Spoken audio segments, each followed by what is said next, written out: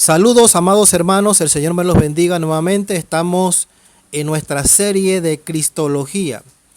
En esta ocasión vamos a presentar nuestra segunda lección que tiene como título La encarnación de Cristo. Nuevamente repito, tiene como título La encarnación de Cristo.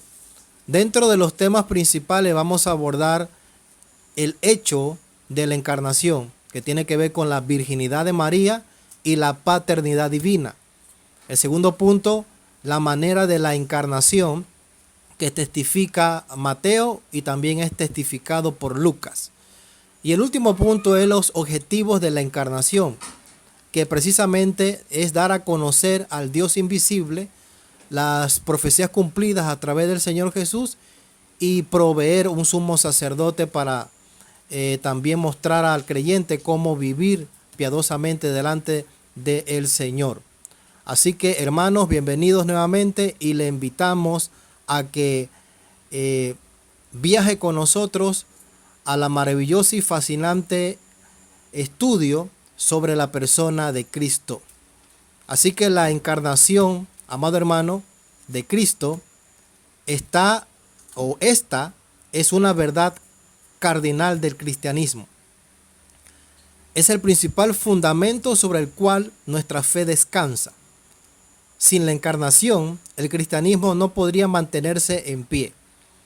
No nos ha revelado esto los hombres, sino que Dios mismo lo hizo a través de la revelación de su palabra. Y precisamente Pablo dice en Colosenses capítulo 2, versículos 1 y 3, porque quiero que sepáis cuán gran lucha sostengo por vosotros y por los que están en la Odisea, y por todos los que nunca han visto mi rostro, para que sean consolados sus corazones, unidos en amor hasta alcanzar todas las riquezas del pleno entendimiento, a fin de conocer el misterio de Dios el Padre y de Cristo, en quien están escondidos todos los tesoros de la sabiduría y del conocimiento.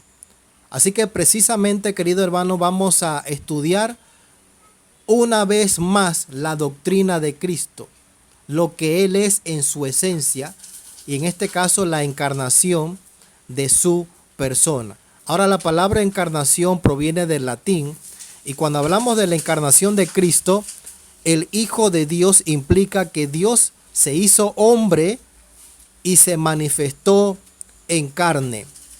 El Hijo de Dios se hizo hombre y se manifestó en carne. Nuestro primer punto que vamos a presentar es el hecho de la encarnación. El hecho de la encarnación. Ahora bien, dos de los evangelios, tanto Mateo como Lucas, registran detalles de este acontecimiento. Ambos registros son distintos, pero ambos exponen hechos reales.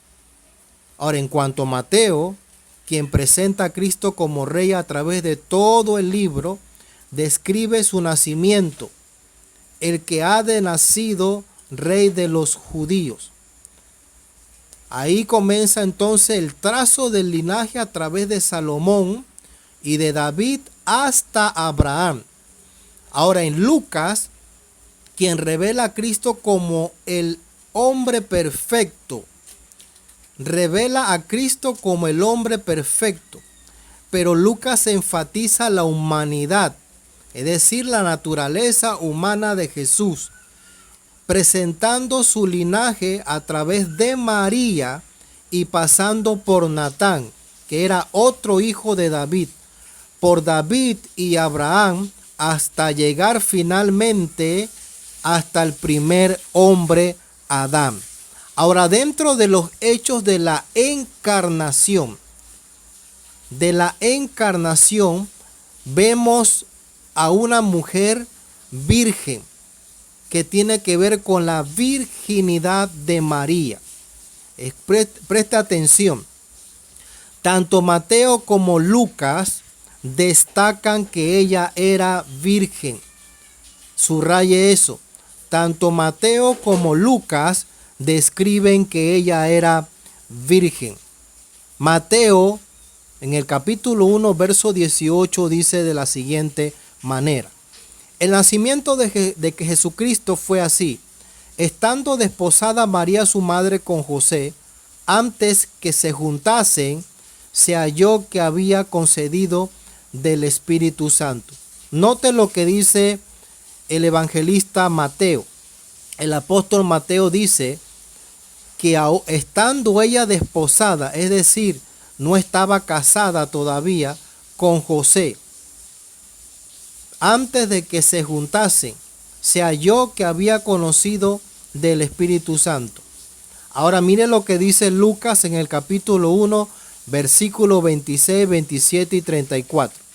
Al sexto mes el ángel fue enviado por Dios a una ciudad de Galilea llamada Nazaret, a una virgen desposada con un varón que se llamaba José, de la casa de David, y el nombre de la virgen era María. Mire lo que dice Lucas, que María era virgen. María era virgen. Igual lo dice Mateo. No había conocido a José todavía y no se habían juntado. Entonces Lucas dice específicamente que ella era virgen y su nombre se llamaba María. Entonces María dijo al ángel: ¿cómo será esto? Pues no conozco varón.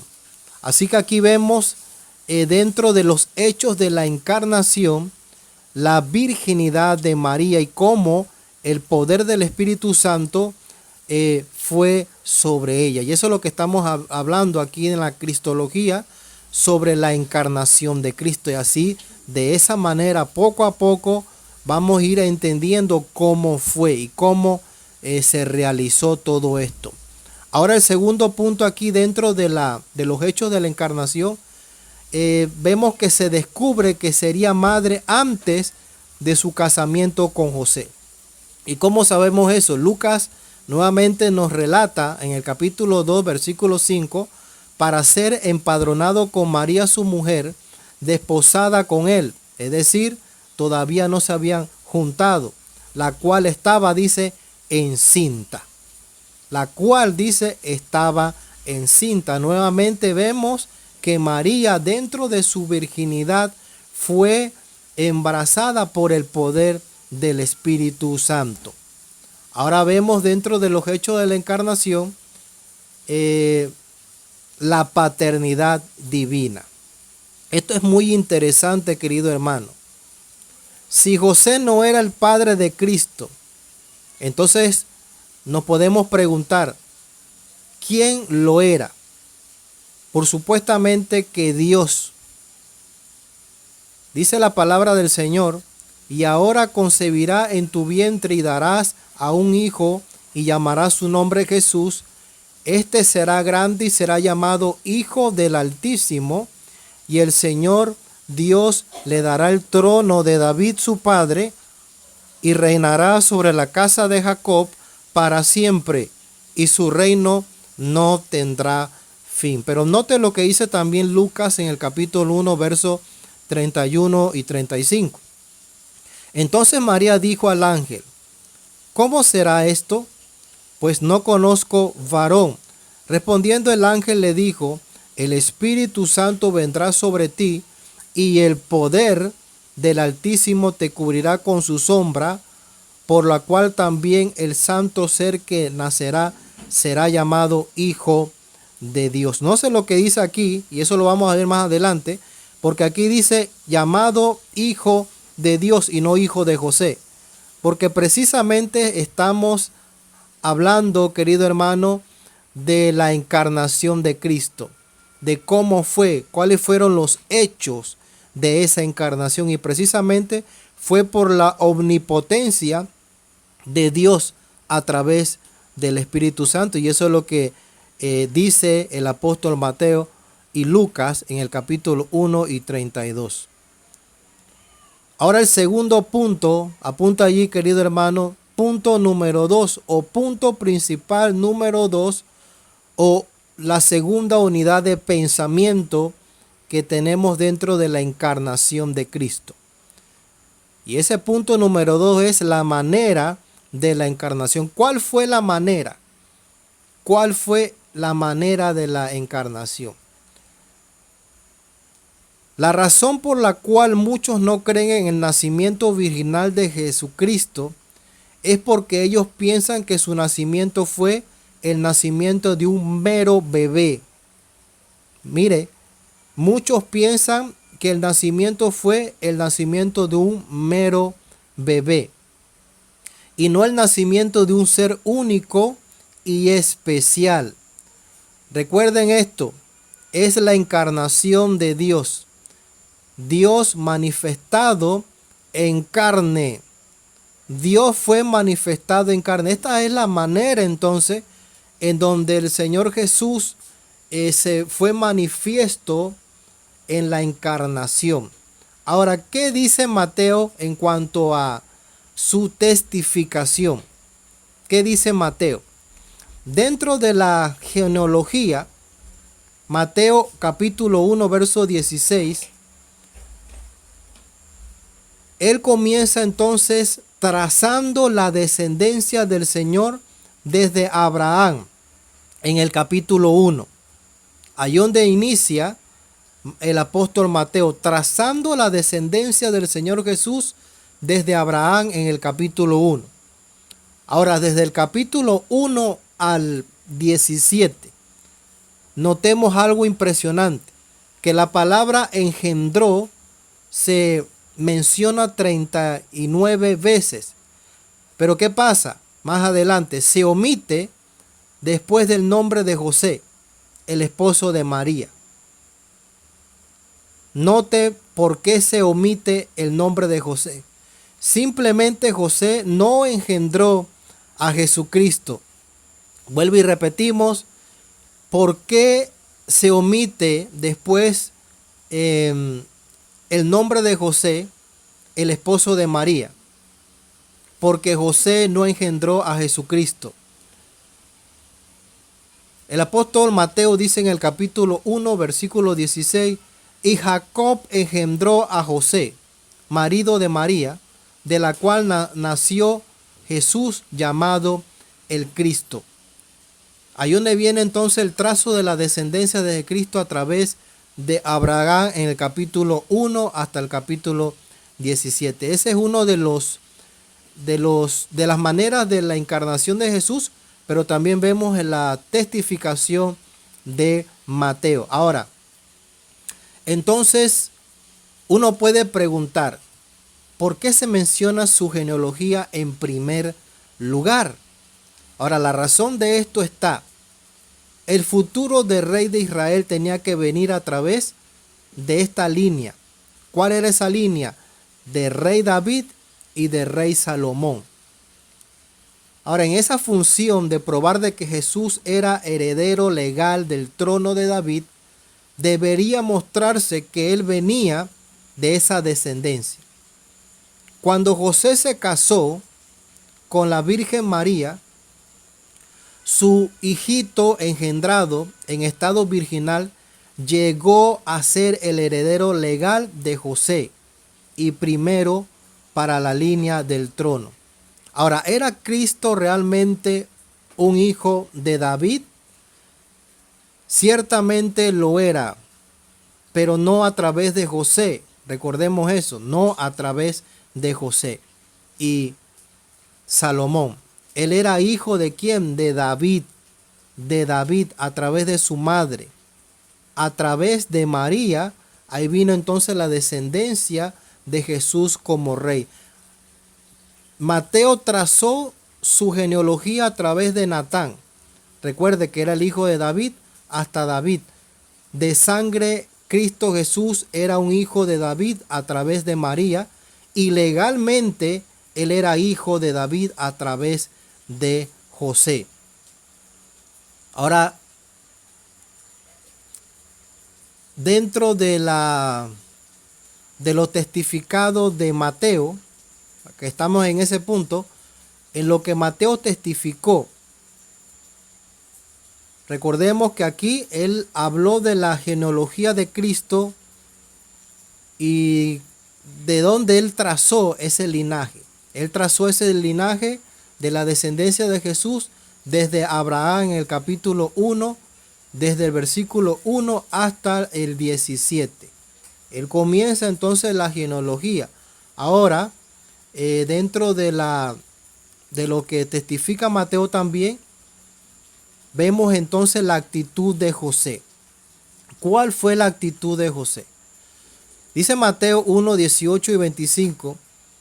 El nacimiento de Jesucristo fue así. Estando desposada María, su mujer, con José, antes que se juntasen, se halló que había concedido del Espíritu Santo. José, su marido, como era justo y no quería infamarla, quiso dejarlo en secreto.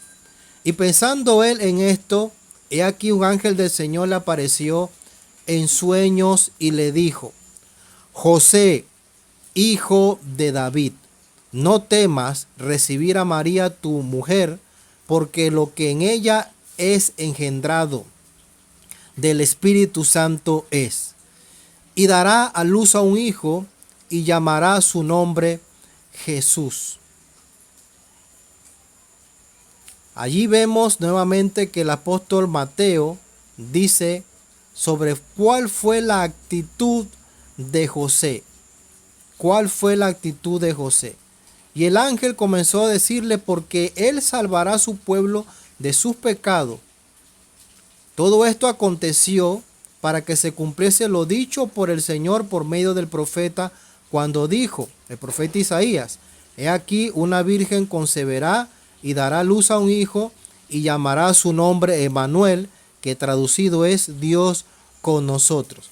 Y despertando, dice la Biblia, José del sueño hizo como el ángel del Señor le había mandado, y recibió a su mujer, pero no la conoció hasta que dio a luz a su hijo primogénito y le puso por nombre Jesús.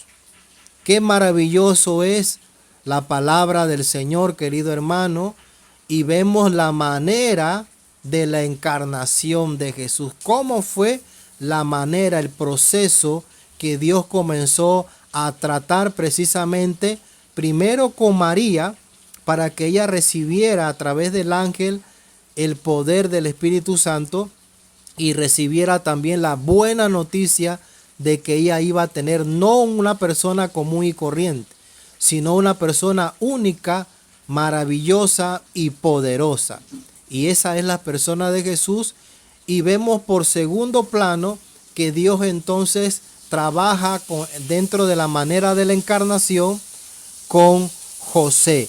El ángel a través de un sueño le dijo que después de que naciese entonces el primogénito, él entonces podía producir con María otros hijos, pero mientras tanto ese hijo que estaba esperando era el Hijo de Dios, engendrado por el Espíritu Santo. Engendrado por el Espíritu Santo. Por eso que le dijo el ángel que recibió entonces José a su mujer, pero no la conoció hasta que dio a luz a su hijo primogénito, que precisamente era el nombre precioso de Jesús. Ahora, si esto no habla de nacimiento virginal, ¿de qué entonces hablaba? ¿De qué entonces hablaba? Recordemos que en ese preciso momento, cuando el mensaje de María vino al corazón y a la mente de José de una manera impactante, su mente se confundió. Su mente estaba confundido. Ahora, la razón era porque él no había tocado a María. Él no lo había tocado. Ahora, viviendo bajo la ley, como un hombre justo que era, él pensó en dos alternativas. La primera, divorciarse de ella. Y la segunda, exponerla para que sea apedreada hasta la muerte. Y esa era la ley mosaica, que cuando una pareja le era infiel antes del matrimonio, antes del casamiento, entonces esa mujer debería ser apedreada conforme a la ley. Entonces hasta ese momento no había conocido la idea de tocarla por esposa y confirmarla su matrimonio. Ahora, de hecho, no hasta que el ángel se le apareció y le ordenó que lo hiciera, y entonces él lo hizo. ¿Qué es lo que él hizo, José? Esperar que naciera primeramente su primer hijo primogénito, pero no el hijo de él, sino el hijo de María. Ese hijo era hijo de Dios y no de José, y eso es lo que tenemos que estar bastante claro. Muy bien, el otro punto también aquí dentro de la manera de la encarnación, vemos entonces la adoración de hombres del oriente. Y eso lo vemos en Mateo capítulo 2, versículo 2 al 11. Vinieron del oriente a Jerusalén unos magos diciendo: ¿dónde está el rey de los judíos que ha de nacer? Porque su estrella hemos visto en el oriente y venimos a adorarle. Escuche esto.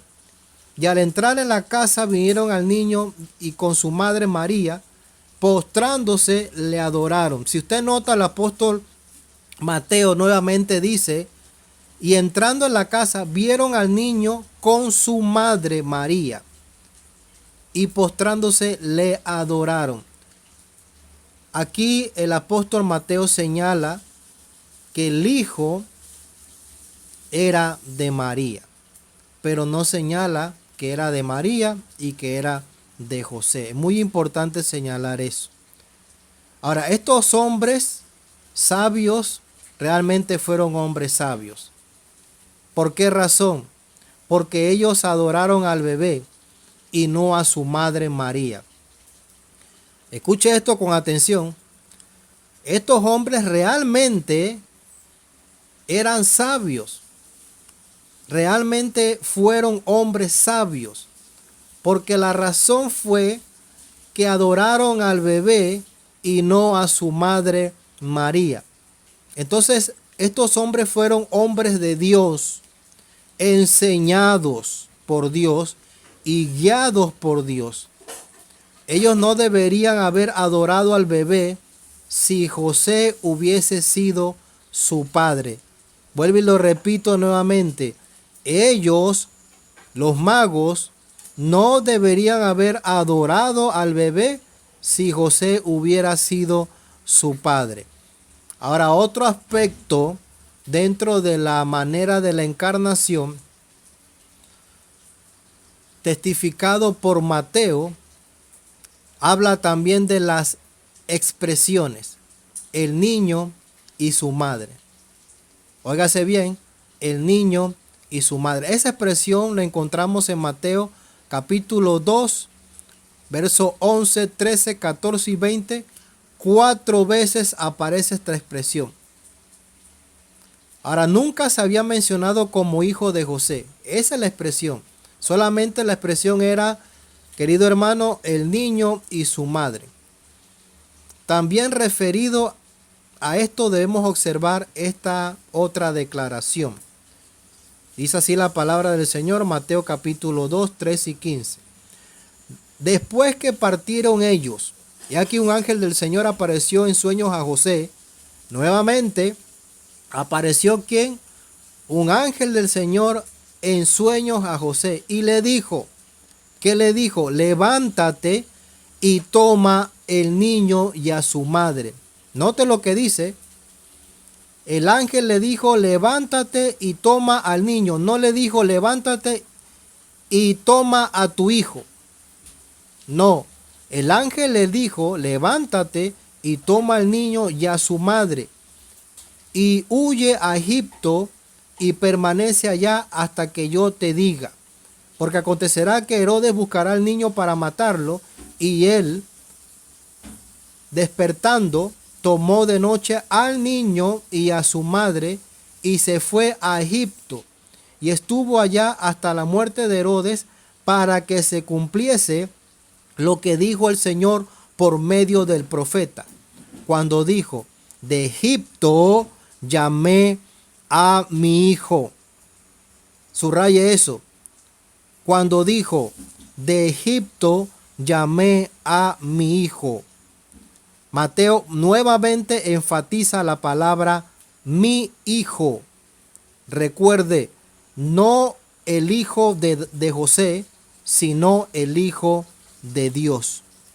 No el hijo de José, sino el hijo de Dios. Ahora, dentro de la manera de la encarnación, vamos a ver entonces lo que testifica Lucas.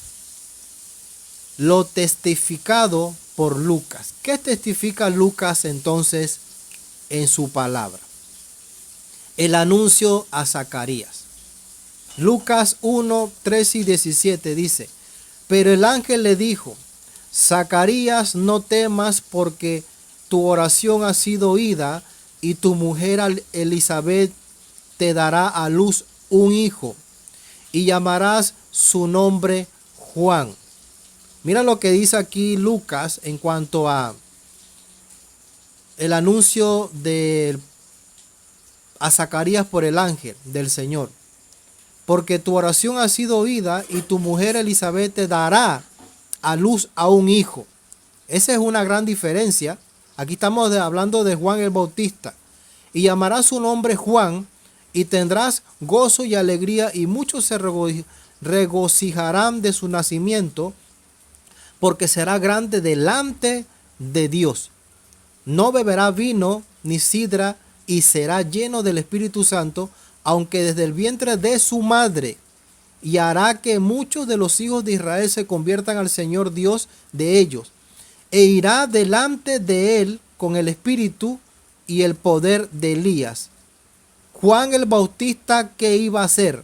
Ir delante de Cristo, porque él era el que iba a preparar el camino del Señor Jesucristo.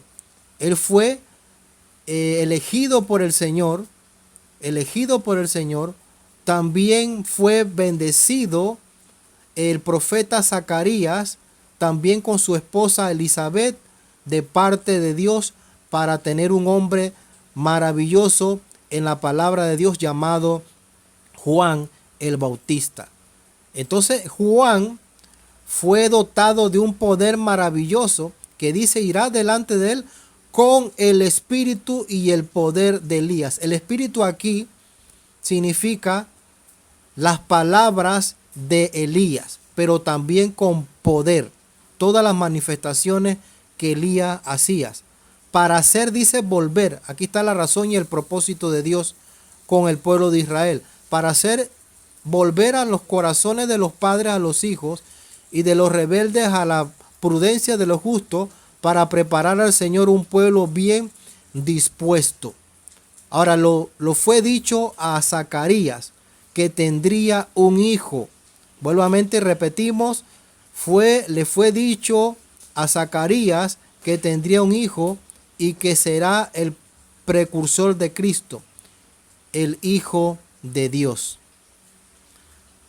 Muy bien, entonces dentro de lo testificado por Lucas, también encontramos cuando anunciaron a María. ¿Quién anunció a María? Dice Lucas 1, 30 y 31. Entonces el ángel dijo: María, no temas, porque has hallado gracia delante de Dios. Y ahora concebirás en tu vientre y darás a luz a un hijo, y llamarás su nombre Jesús. ¿Qué dice el apóstol Lucas aquí testificando en cuanto a la encarnación de Cristo? ¿Cuál fue esa manera en cuanto a Cristo fue encarnado? Precisamente dice aquí el ángel: porque has hallado gracia delante de Dios. Así que Si María hubiese llegado a estar embarazada de un hombre y Dios todavía la bendije o la bendijese estando en esa condición, entonces Dios sería un Dios de maldad. Pero sabemos que no fue así y no iba a ser de esa manera. Sabemos que Él tuvo gracia con ella.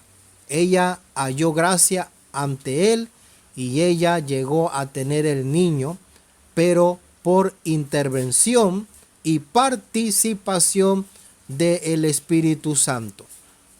Así que el otro aspecto que testifica Lucas es la alabanza también de Elizabeth. La alabanza que tiene que ver con la alegría, el gozo que tuvo Elizabeth cuando tuvo una participación, un encuentro con María. Lucas 1, 42 y 45.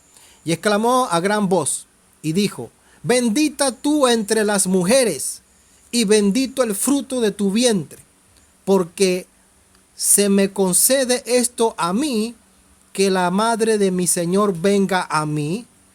Entonces, tan pronto como llegó la voz de la salutación y el saludo a mis oídos, la criatura saltó de alegría en mi vientre. Bienaventurada la que creyó, porque se cumplirá lo que le fue dicho de parte del Señor. Y lo otro que testifica Lucas fue la canción de María, la entonación de María de escuchar esas palabras gratas de Elizabeth. Entonces María dijo, Lucas 1, 46, 55, engrandece mi alma al Señor, y mi espíritu se regocija en Dios mi Salvador. Presta atención lo que dice aquí el apóstol Lucas. María dijo, engrandece mi alma al Señor, y mi espíritu se regocija ¿en quién? En Dios mi Salvador. Así que note nuevamente, aquí vemos que Cristo es la preeminencia. Recuerde que los magos no adoraron a María, sino que adoraron al bebé, a Cristo Jesús. Pero también María sabía que no era un niño común y corriente, sino que era engendrado de parte de Dios como Salvador del pueblo de Israel. Y aquí ella lo declara precisamente y literalmente, diciendo en Dios, ella se regocijaba en Dios su Salvador. Así que esta no es una canción de una mujer que había concedido en vergüenza. Era una canción llena de gozo y alabanzas a Dios, quien la había seleccionado para traer el Mesías al mundo. Qué maravilloso es el Señor. Una mujer devota, una mujer joven, pero Dios halló gracia delante de ella, y ella también expresó esa alegría y ese gozo delante del Señor. Así que notemos que dentro de los testificados de Lucas, Lucas también habla lo siguiente: la profecía de Zacarías. Lucas 1:76. Y tú, niño, profeta del Altísimo serás llamado, porque irás delante de la presencia del Señor para preparar sus caminos. Aquí vemos nuevamente hablando de la persona de Cristo. Era la profecía del padre de Juan el Bautista, concerniente a qué? A la tarea de Juan, su recién nacido. Así que aquí Juan declara aquel que a quien Juan iba a preceder y anunciar era el Hijo de Dios y no el hijo de un hombre. Recordemos nuevamente que el Señor Jesús no era un hijo de un hombre, sino era el Hijo del hombre. Muy bien. Así que dentro de las testificados de Lucas, también él expresa lo siguiente: la experiencia que tuvieron los pastores. la experiencia que tuvieron los pastores. Lucas 2, 8 y 14. ¿Cuál fue esa experiencia que Lucas relata de la manera de la encarnación de Jesús? Dice, había pastores en la misma región que velaban y guardaban la vigilia de la noche sobre su rebaño. Es decir, eran pastores que guardaban, vigilaban las ovejas, que posiblemente fueran las ovejas que se daban en los sacrificios en los templos. Y he aquí, se le presentó un ángel del Señor, y la gloria del Señor los rodeó de resplandor y tuvieron gran temor. Pero el ángel le dijo, no temáis, porque he aquí os doy nuevas de gran gozo, que será para todo el pueblo, que os ha nacido hoy en la ciudad de David. Mire lo que dice aquí el apóstol Lucas. En la ciudad de David, la ciudad del rey. La ciudad del rey, un Salvador que es Cristo. Cristo vino sobre el linaje de David hasta Abraham, recuérdelo. Lucas capítulo 1, hasta el versículo 17. Que es Cristo el Señor. Esto os servirá de señal. Hallaréis al niño envuelto en pañales, acostado en un pesebre, y repentinamente apareció con él ángel, una multitud de las huestes celestiales que alababan a Dios y decían, gloria a Dios en las alturas y en la tierra paz y buena voluntad para con los hombres. Ahora, cuando Cristo nació, los ángeles entonaron mensajes de alabanza. Los pastores se alegraron, pero los ángeles entonaron una canción de alabanza. Ahora, ¿podría todo esto haber sucedido con un hijo bastardo o un hijo común y corriente? Nos hacemos esa pregunta, querido hermano. ¿Podría todo esto haber sucedido con un hijo bastardo o un hijo total o común o corriente? Por supuesto que no. Pero Jesús era lo que la Escritura dice, que Él es Cristo el Señor y el Hijo de la Virgen María. Y eso queda registrado por toda la eternidad y para siempre en las Sagradas Escrituras. Y por último, querido hermano, ahora entramos a la tercera unidad de pensamiento o el tercer punto de este precioso mensaje de la encarnación de Cristo.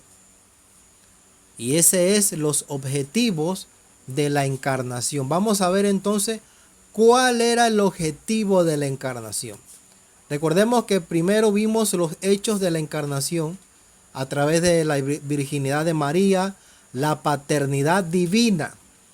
Y después vimos la manera de la encarnación, de qué forma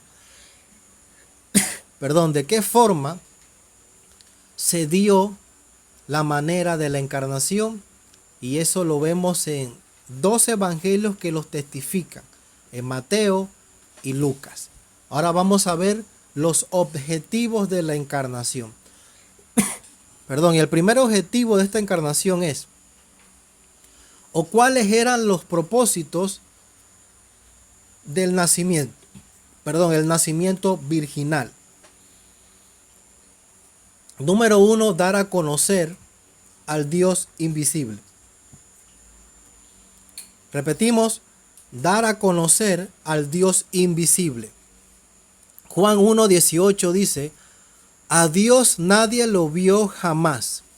El unigénito Hijo que está en el seno del Padre, Él le ha dado a conocer.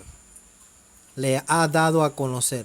Es decir, el dar a conocer al Dios invisible fue a través de la persona de Cristo que se encarnó en un cuerpo humano. Y eso es lo que declara el apóstol Juan, que dice que Él le ha dado a conocer. ¿Quién? El Dios Padre. Jesucristo es la expresión de Dios, el revelador de Dios. Ahora, si nosotros queremos saber cómo es Dios, tenemos que observar la persona de Cristo. Número 2, los objetivos de la encarnación era para cumplir la profecía. Para cumplir la profecía. Eso lo vemos en Génesis capítulo 3 y 15. Y pondré enemistad entre ti y la mujer, y entre tu simiente y la simiente suya. Esta te irá en la cabeza y tú le irás en el calcañar. Aquí está hablando en el libro de Génesis la promesa de la semilla, que fue el ejemplo del cumplimiento profético de la persona de Cristo. Ahora recuerde que una mujer no tiene semilla o simiente. La semilla pertenece al hombre. Pero esta escritura hace mención de la simiente de la mujer. Esto es contrario a la naturaleza y se refiere, por supuesto, al nacimiento virginal cumplido cuando María dio a luz a Cristo. Allí precisamente es el significado del ejemplo de la semilla en cuanto al cumplimiento profético del Señor Jesús. Dentro del cumplimiento profético vimos a la semilla como ejemplo. Ahora vamos a ver la Virgen como un ejemplo. Dice Isaías 4:14: por tanto, el Señor mismo os dará señal. He aquí que la Virgen concebirá y dará luz a un hijo, y le llamará su nombre Emmanuel. Por tanto, el Señor mismo os dará señal. ¿Cuál es esa señal? He aquí que la Virgen concebirá y dará a luz a un hijo, y le llamará su nombre Emmanuel. Esta escritura significa exactamente lo que el profeta Isaías dice. ¿Qué dice el profeta Isaías? Que María era virgen, pero estaba hablando en un sentido profético, que era una mujer virgen que iba a concebir y dar a luz a un hijo, y que se iba a llamar Emmanuel, Dios con nosotros. Ahora, dentro de la parte profética, del cumplimiento profético, también vemos ese cumplimiento como pacto davínico. Como el pacto davínico, Isaías 11, 1 al 10. Saldrá una vara del tronco de Isaí y un vástago retoñable de sus raíces. Acontecerá que en aquel tiempo que la raíz de Isaí, la cual estará puesta por perdón a los pecados, será buscada por las gentes, y su habitación será gloriosa. Aquí estamos viendo que el profeta Isaías habla del cumplimiento de Cristo como rey a través del pacto davínico. De ahí donde entonces él sale dentro de ese tronco, de ese linaje de Isaí, como un vástago retoñable. Y la vara aquí significa reinado, autoridad. Ahora, dentro de esto también el cumplimiento de la profecía también es para sacrificio por nuestros pecados. Y eso lo vemos en la primera carta de Juan 3:5, y sabéis que Él apareció para quitar nuestros pecados, y no hay pecado en Él. Pero Hebreos 10, 4 y 5, 8 y 10 dice: porque la sangre de los toros y de los machos cabríos no puede quitar los pecados. Por lo cual, entrando en el mundo, dice: sacrificio y ofrenda no quisiste, mas me preparaste cuerpo, diciendo primero: sacrificio y ofrenda y holocausto y expiaciones por el pecado no quisiste, ni te agradaron. Y diciendo luego: he aquí que vengo, oh Dios, para hacer tu voluntad. Quita lo primero para establecer este último. En esta voluntad somos santificados mediante la ofrenda del cuerpo de Jesucristo, hecha una vez y para siempre. Aquí vemos entonces el cumplimiento profético del Señor Jesús a través del Dios Padre, diciendo: quita lo primero, o sea, los sacrificios que se utilizaban en el templo a través del sumo sacerdote y lo presentaban delante de Dios, de todo el pueblo, para, dice, establecer lo último. Y ese establecimiento era a través precisamente del Señor Jesús. Ahora aquí también el escritor a los Hebreos dice que un sacrificio de animales nunca quita el pecado. Por supuesto que no. Por supuesto que no. El sacrificio debe ser sin pecado y el sacrificio debe ser un sacrificio infinito. Y eso lo vemos en la primera carta de Pedro 2:24, que dice: quien llevó él mismo nuestros pecados en su cuerpo sobre el madero, para que nosotros, estando muertos a los pecados, vivamos a la justicia, por cuya herida fuisteis sanados. Aquí vemos el sacrificio de Cristo como un sacrificio perfecto. Perfecto. Entonces, también el cumplimiento profético promueve un sumo sacerdote. Y eso lo vemos en Hebreos 2:17, que dice: por la cual debió ser en toda semejanza a sus hermanos, para venir a ser misericordioso y fiel sumo sacerdote en lo que a Dios se refiere. ¿Para qué? Para expiar los pecados del pueblo. Por tanto, hermanos santos, participantes del llamamiento celestial, considerad al apóstol y sumo sacerdote de nuestra profesión, Cristo Jesús. Y aquí se le llama a Jesús también como apóstol y sumo sacerdote de nuestra profesión. Así que Cristo también, amado hermano, hoy tenemos a alguien, nuestro Señor Jesucristo, quien se para por nosotros ante Dios. Y tenemos un acusador. Recuerden Apocalipsis capítulo 12:10, dice: quien nos acusa diariamente delante del Dios. ¿Quién? Satanás. Pero también tenemos un abogado, dice el apóstol Juan, ante el Padre, quien intercede, dice, por nosotros. Así que Cristo también es un sumo sacerdote como intercedor por cada uno de nosotros, pero también es nuestro abogado. Pero también aquí, dentro de esta cumplimiento profético en la cual nos provee ese sumo sacerdote, también nos muestra a los creyentes cómo vivir nuestra fe. Eso es uno de los objetivos. Vamos a recapitular los objetivos de la encarnación.